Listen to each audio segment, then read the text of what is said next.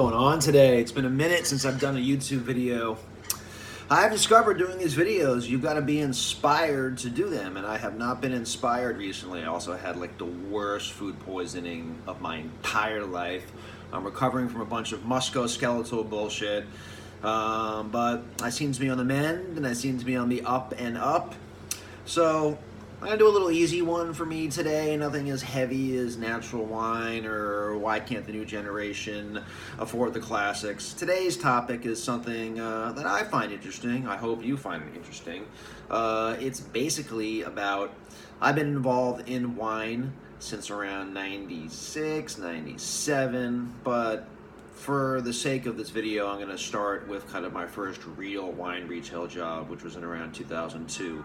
And I want to focus on what trends that I have seen in wine that have come and gone or come and stayed, and potential future trends that I see. My first real wine retail job in New York City was at a store that does not exist anymore called The Wine Shop on the Upper East Side. And it was an interesting store. The markup was very low, and it was 95% based on points. Let's just be realistic. And the first trend, and at that time,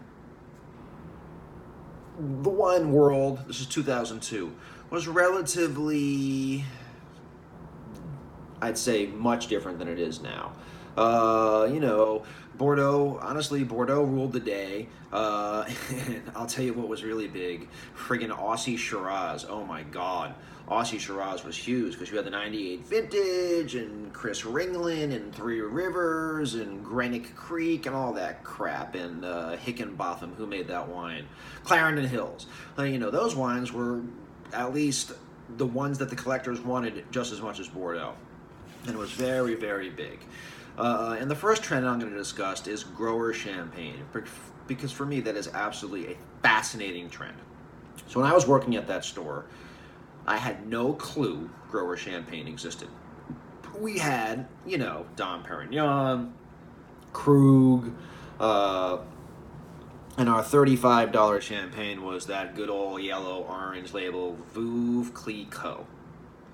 And I will never, ever, ever forget my salesman came in, and it was a bottle of champagne I'd never heard of before, never seen before, and I tasted it, and I was like, this is amazing.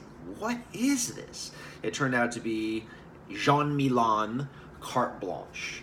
And I bought 10 cases of it, and I sold it to literally every single person that walked through that door, because I couldn't believe it. I think we sold it for like $30. It was just such a sick deal, maybe even less, maybe $27.99. Absolutely outrageous champagne. So I started researching grower champagne, and I saw that like Terry Thies was pretty much the only game in town at that point. And I started tasting, and I was very into Jean Milan. I was very into Villemart. I was very into Lallemand. Those were kind of like my big three then. There was also a little bit of who else? Giminet I really liked.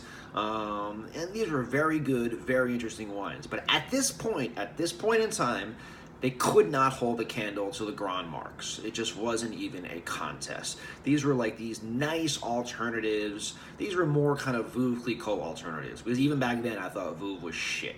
And it was just incredible to have these $30, $40 champagnes that you could just knock back, that had interesting rustic complexity to them, and good fruit, and wonderful kind of terroir, which is a word that was not associated with champagne up until the grower champagne movement happened. So I love these wines. They were amazing, and it was definitely the big trend. And one of the most amazing things about this trend is, to this day, August, 2019, it's still going. And it has trended only upwards. Now you have estates that are equivalent to the Grand Marque when it comes to quality. It's not even a question. And, and grower champagnes between 30 and 40 generally are kind of meh. The average price point has gone up increasingly, not at Fast Selections, but the average price point has definitely gone up in grower champagne. And you have grand marks of grower champagne almost. You have Jacques Solas, you've got maybe Brochet, Jerome Prévost, et cetera, et cetera. You have top stuff now that, you know, can compete easily with Philippe Bonat or Dom Perignon or Cristal or Krug or whatever. And it is it's just changing and changing more and more and more as well. And it's still a trend. I don't even know if it's a trend. When does something go from a trend to whatever the next level is, like a staple? And I think grower champagne is now a staple in the wine world. It will never trend out. It's only getting beginning. It's not the greatest value it used to be anymore. Used to be before, unfortunately. You know, the prices always catch up. If there's one lesson that you get out of this video today, is that the prices of wine always catch up, no question. Grower champagne was wonderful when it was burgeoning, you know, and then also people started to take champagne more seriously, not just drink it as a celebration wine. And there were journalists, you know, like Peter Leum, that dedicated their entire careers to champagne. You know, you had wine critics reviewing champagnes, and now champagne is considered just as serious as red Burgundy or Bordeaux or whatever. So trend one was definitely grower champagne, and now that is a staple. One other trend that I noticed too is, and people might be a little shocked by this, is the emergence of red Burgundy. What? Yeah. Well, 1999 is probably the most important vintage in modern day red Burgundy, and that is the vintage, like 2000 Bordeaux, where people who normally weren't in the small little cult of red Burgundy were like, oh my God, what's going on at this vintage? Because red Burgundy 99 had huge yields and huge quantity and huge quality.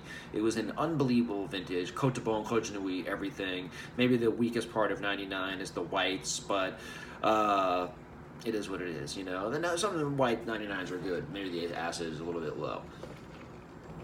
Anyway, and you know, I remember, you know, the store that I was at, the wine shop, we had 99s on the shelf, Clos de Tart, we had some Fourier, no, we weren't working with Rosenthal then. Clos de Tart was like 180, I think, back then, or 140 back then, and Clos de Tart 99 was like the wine that kind of like put Clos de Tart on the map again. And we had others as well that were Mounier. God, I'm so old. Freddie Mounier came to my store with this guy named Dave Kanicki, who was the wonderful Burgundy, kind of oversaw the Burgundy portfolio for Barton Scott. And he had the whole book of his wines, you know. He was pouring Chambol all the way to Musigny. And, you know, and he was like, please buy my wines. Freddie Mounier walking door to door to me. Like, I was like total shit back then. I was nothing. And, you know, he's trying to like impress me and buy the wines. Of course I bought everything. I mean, I still had a palate. I still, you know, could taste things, and they were amazing. They were a lot cheaper too. I think the Musigny was like $1,200 in a 6-pack. Oh my God, $2,400 a case. That's just unbelievable. $120 a bottle wholesale. That's just absolutely crazy. You know, and the Chambol Musigny we could have on the shelf for $40, and the Fouet, it's maybe 50 or 60. It was Bon Mar, $125 on the shelf maybe, and Chambol Amoureuse was probably under 100. It was a crazy time back then, a crazy time. But that is what launched red Burgundy into the insanity that it is today. Is the 99 vintage. There's no question. Because if you look at previous vintages, 96 is good, but it's complicated and acidity. 95, you know, is a weird vintage too. Some of the wines seem kind of less energetic than before. Then 94 is shit. 93 is one of those vintages that like 15 estates make good wine, then everyone else completely got fucked. 92, good for whites, but reds, have you ever had a 92 red? I don't think I have. 91, you know, whatever, this is way before my time. 91 is one of those vintages that came after like a ripe vintage that no one cared about, and then later everyone's like, oh my God, 91 is better than 90.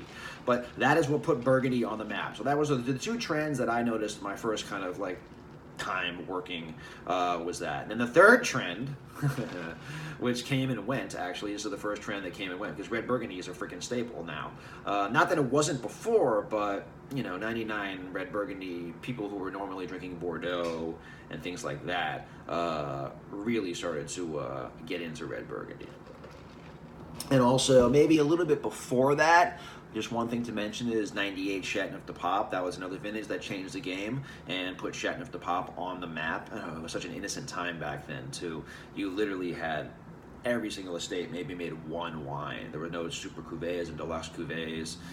Oh my God. If you guys want to hear something really fucked up, I sold Vieux d'Anjou. Yes, Vieux d'Anjou 98 for maybe under $25 at my store in Boston, the wine bodega back then. I mean, it was just it was a crazy time. And then we all know what's going on at Chateauneuf du Pape.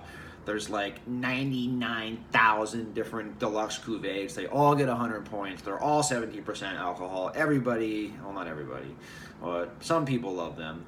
And that trend has continued to just go up and up, and that's a staple. High-end Chateauneuf du Pape and Chateauneuf du Pape in general is a staple now. And you got to remember, before Vieux d'Anjou 98 and before the 98 vintage, no one gave a shit about Chateauneuf du Pape. It was like this peasant wine, you know, and whatever. Maybe 89 and 90 had some impact, but not the impact 98 had. And also yet another vintage as well, 2000 Bordeaux. And yes, Bordeaux is a staple and was a staple, but 2000 Bordeaux was the vintage where, you know, your father or your coworker is like, yo, you buying 2000 Bordeaux? I heard something about it. 60 Minutes was doing it. It was on the cover of a magazine or whatever, blah, blah, blah. And, you know, that definitely changed Bordeaux, and that started to make Bordeaux go crazy. And then you have another vintage, and this is the first trend. This was something I got a little distracted about before. This is the first trend that came and went, and that is 2001 Germany. 2001 Germany, especially the Mosel and the Nahe, was a spectacular vintage for the sweet wines. And at that point, still, the only game in town was Prädikat sweet German wines. And there was no dry wines, there was no Spätburgunder. I mean, those wines existed, but no one gave a shit about them, and they never came here to America. I remember tasting at the Wittmann table back at the tasting of all the 01s, and there was like two wines, because it's Wittmann. They're 95% dry. And the importer only decided to bring in the sweet wines. It was I think it was an Allard Spätlese. I was rocking. And, you know, and the sweet wines were incredible. I sold so many at that store, the wine shop. It was insane. Maxford Richter, Willie Schaefer, Donhoff, Kerpen, everybody, man. Christoffel. I mean, the list goes, Reinhold Hart, the list goes on and on and on. Oh my God, that was such a complicated time, because Terry Thies and Rudy Wiest always used to have their tastings on like the same day as some sort of weird, stupid competition. It was very annoying too, because the last thing you want to do is taste all that fucking sweet wine in one day, but you had to. So, and then now, today, 2019, sweet wine is like a super niche-y thing. The winemakers are dominantly making dry wine and red wine. Well, not dominantly making red wine at Fast Selections. In our world, it's red wine. But dry wine is it. Keller, Donhoff, they're much more famous for their dry wines than anything else. And, you know, I think sweet wines kind of died in the early noughts, 2010, 2011, 2012. You know, I love them. I still drink them, you know. I have a sweet wine open in my fridge all the time. At the end of the day, it came and it went, you know. And I totally understand why it came and it went. Because, you know, with German Riesling, it became popular in the United States, particularly at a time when sweet Riesling was popular in Germany. So, of course, that's what was imported. But things changed, and now dry wine is not a trend, but a staple. And sweet wine, as we now see, was a trend from the 70s, probably to the early noughts, and now it's kind of over. And who knows what's going to happen in the future of sweet wine. I mean, I love it, and I love Mosel sweet wine particularly, because there's really no place in the world that can make the wines, sweet wines like that, that are so drinkable and light and elegant and beautiful. But dry wine is something that you can drink every single day. I mean, how much sweet wine can you drink of your Chinese food? You know, how much Chinese food can you eat? I mean, you just can't. It is what it is. So that was a very interesting trend for me that came and went. And then the next trend that I noticed is Beaujolais. So again, when I was working at this store, the only Beaujolais we had was like Jadot, uh, what else? DeBoeuf, sorry. And that was it. And no one even cared. I gave so little shits about Beaujolais. It was a joke. There was nothing more comical than Beaujolais. And I was trying to think of like the first producer that kind of like, well, I worked at Chamber Street Wines, no surprise there. And Chamber Street Wines, I definitely say, is probably one of the stores in the country that put Beaujolais forward. With Jean-Paul Brun. I think Jean-Paul Brun is probably one of the most important producers in the evolution of Beaujolais going forward, and Devigne as well, and Morgon, and a couple others as well. And Beaujolais became, it was still an incredible value, but the wines were serious and structured and age-worthy and beautiful and terroir-centric, and they weren't these yeasty, banana-laden crap holes. And then Beaujolais kept evolving to premium Beaujolais, because Beaujolais has this weird thing that I like to call, a regional ceiling cap. There are certain regions in the wine world that people, when I say people, I really mean U.S. consumers, where U.S. consumers will refuse to pay X amount of dollars for a Y type of wine. I will never pay $40 for a Beaujolais ever, but I sure as hell will pay $600 for a mediocre Burgundy.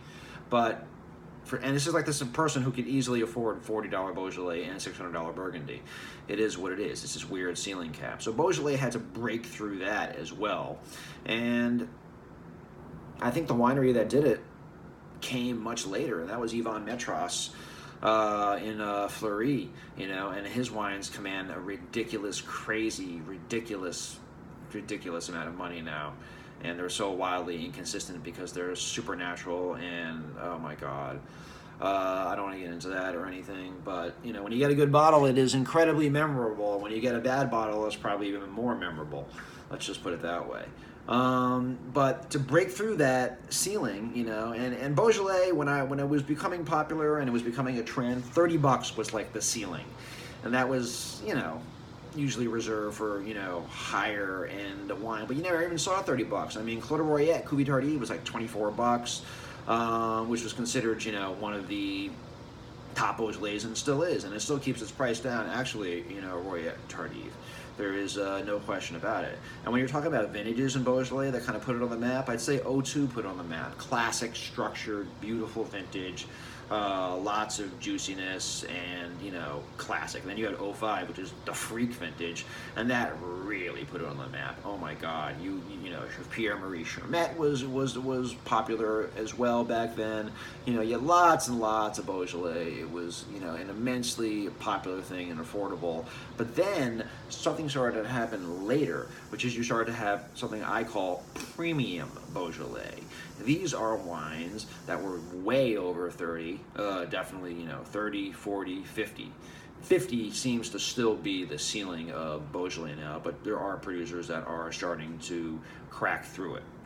And premium Beaujolais doesn't seem to be going anywhere. You have Chateau Thivon, you've got Jules Desjournay, who's making, Henri Jayer style $100 Beaujolais, which I've tasted a couple. They're good, but, they're really oaky.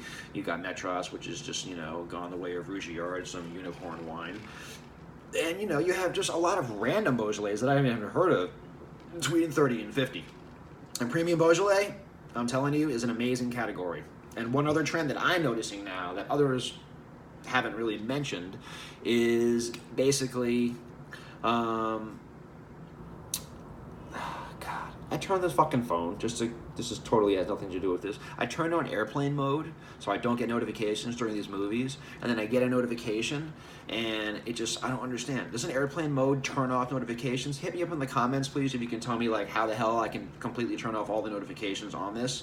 Anyway, I was talking about premium Beaujolais between 30 and 50. There's so many producers out there, and it's good. But the new thing that I am fascinated about is premium Beaujolais that is made from non-carbonic maceration, traditional élevage made just like a Burgundy.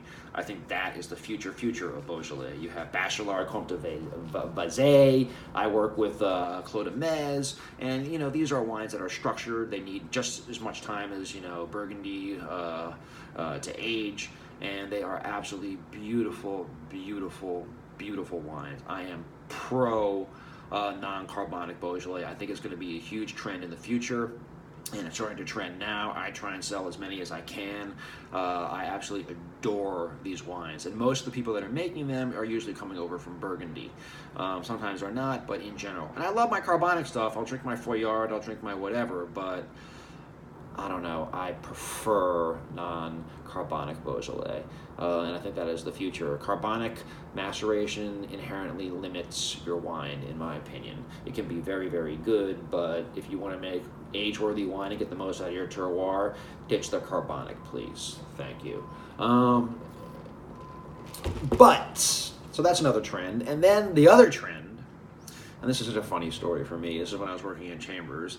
I remember working in Chambers, and I remember, I was working the floor, so I would just, in old Chambers Street, there was this big, long path just where you walked around the store all like 100 times. That was your shift, and you'd sell wine to people. Obviously, you stocked the shelves. And there was this one section that I was always fascinated by because they had all these funky bottles, and they looked really old school, and that was the Jura. And the Jura was nothing back in 2003 when I was working at Chambers. The Overnois sat on the shelf. I would take bottles home and I'd be like, what is this stuff? It's interesting and it's good, but boy, is this weird. Boy, are these weird wines. Arbois, Ploussard, Melon Cru Rouge. What's going on? And it was very, very niche-y and very geeky wines. And then I can't pinpoint it when that the Jura became bigger and famous, but it did, and now the Jura is like the wine geek region.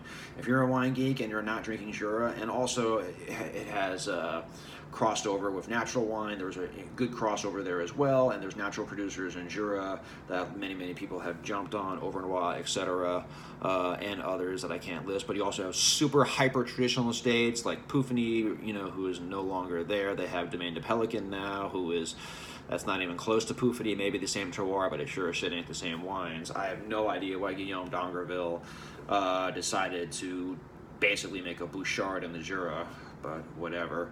But you have Bordeaux, you have Mackel, you still have the old guard and the staples, plus some of the new natural kind of people. Oh my God, you gotta look at Castor being so cute. He just loves my voice. Oh, camera shy.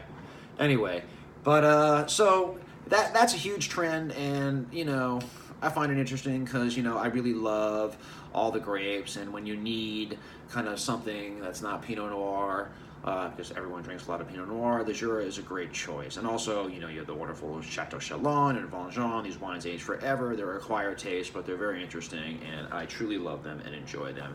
And now, the final trend that I have noticed that is happening now and is totally a result of global warming is the Savoie. Yes, the Savoie. We, me, us, work with 5 producers in the Savoie, but I really wish they could reframe the naming of it, because the Savoie is just one region. You have Savoie, you have Haute-Savoie, you have Isère, you have Bougie. You've got many different regions, and they're all kind of like an hour from each other, hour and a half. I just was there in January, and it's just an unbelievable, beautiful place. There is no place. These are mountain wines, and you've got indigenous, interesting varietals. You also have an adopted Northern Rhone varietal. You've got some interesting Roussanne down there. You've got Altesse. You've got the great red grape Mongoose. You have all this killer Alpine Gamay, and global warming has significantly helped these wines, and they are very inexpensive. There are exciting growers doing, a lot of them are definitely working in an organic, biodynamic, natural way, and it's just a wonderful area with wonderful wines. I'm actually going to go meet, there's this woman, her name is Wink Lorch, who wrote the essential book on the Jura. She just wrote another essential book on Savoie, which I will purchase, but I want to wait till October 4th because she's going to be down the block at Chambers Street Wines, and I really want to meet her and talk some Savoie with her and buy her book. I'm very excited to get this book because I fell in love with the region. and the wines are beautiful. It's kind of almost like Beaujolais and Jura crossed, I guess you could say, with little Northern Rhone thrown in. They're just wonderful, wonderful, wonderful wines, and there are so many interesting young growers out there. The only problem is probably when you go there, they're really hard to find. Some of them are on these weird mountaintops and whatever, and the roads are very windy, mountains, etc. But oh, man, the Savoie, which I hate calling it the Savoie. I call it in my offers the Savoie and surrounding areas, because Isère is like an hour and a half away from Annecy, where I stay, and it's a completely different vibe than anything. And you have weird, fascinating indigenous varietals like a Cherry de Huy, excuse me for my pronunciation, and other grapes too, Verdesse, etc., that are just absolutely fascinating. It is a wonderful, wonderful area, and I believe the future trend for French wine will definitely be the Jura. Not the Jura, the Savoie. So buy all the Savoie wine you can. It's only going to get more expensive. And if I had to bet on who like the leading cult producers would be that are going to go the way of Overnoy, etc., I would say my guy, Gilles Berlioz, because his prices have only gone in one direction and his quality's only gone in one direction, up. And then that's it. I think Berlioz is going to be the star of the region, and because the wines are still various, they're very expensive for Savoie wines, and people have a ceiling. I sell this thing called Les Christines, which is his oldest and best Roussanne vines, combined from these two sites called Le Fil and Le Fripon. And basically, it's made in an egg. I think I sell it for $75. It's very expensive, but it's one of the world's great white wines. It's one of France's great white wines, and you can expect to see more of these super limited, small production, high-end cuvées out of the Savoie. The Savoie is the future with all their interesting grapes. Persan is another one. I mean, it's a great area. So now, hit me up in the comments, please, on what you think are some trends. If you think I'm completely off on all these trends, let me know what you see as trends. Also, I've skipped a lot of trends that have not directly impacted me or that I don't drink. I'm sure that the fresh lower alcohol wines in California, the Loire going from shit to a very popular region, things like that. I've kind of skipped, and I worked at Chambers, I know, but it is what it is. So hit me up in the comments. Thank you. Hope to do these videos a little bit more frequently, but I gotta be inspired. Thank you, and have a good day.